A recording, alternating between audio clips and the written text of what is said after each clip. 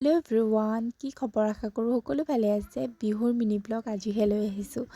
এয়া হৈছে গৰু বিহুৰ দিনাৰে ভিডিঅ'। ৰাতিপুৱাৰ পৰা উখল মাখলৰ পৰিৱেশ। এফালে মাহ হালধি পিচিছে, আনফালে আকৌ গৰু চাট বনাই আছে।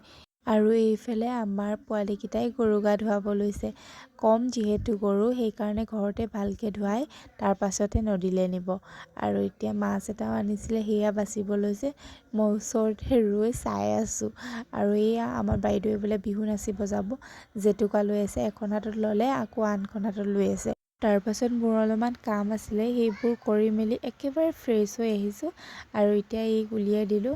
মাকে কাপোৰ পিন্ধাই দিছে, মই অকল ষ্টাইলখিনিহে কৰি দিছোঁ। ষ্টাইল মানে কি, ফুট আৰু লিপষ্টিক।